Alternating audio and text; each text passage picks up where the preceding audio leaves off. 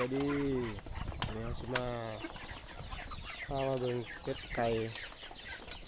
ในฟาร์มของเราแต่บ่มีลายมีหน่อยเดียวขายไปน้ำแล้ว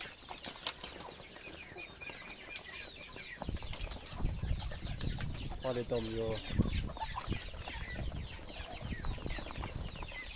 มีบัวลาย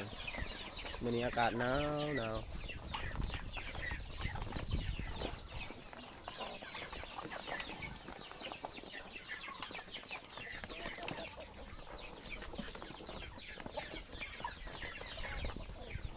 เป็ดใหญ่เป็ดหน่อยบ่มีเป็ดหน่อยเบิดแล้ว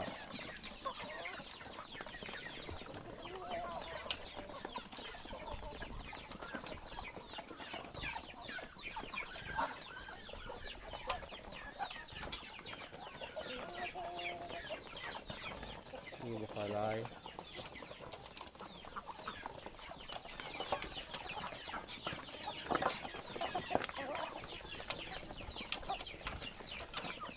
มาหาสิพามาเบิ่งลูกไก่วันนี้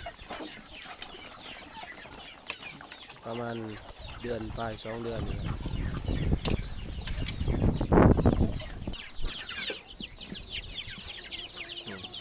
ไก่กระหนาว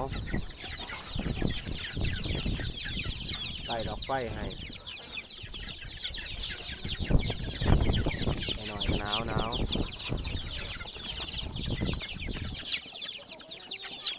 ของนี่ก็หนาวมีไก่ง่วง2 โตว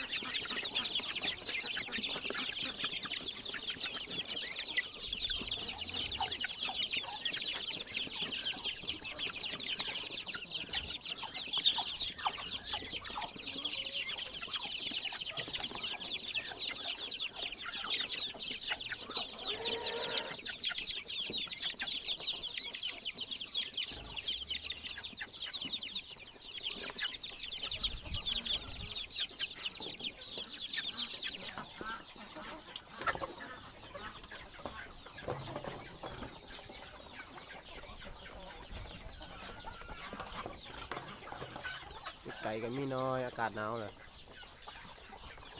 ขายออกไปน้ำการเดินน้ำมาแล้ว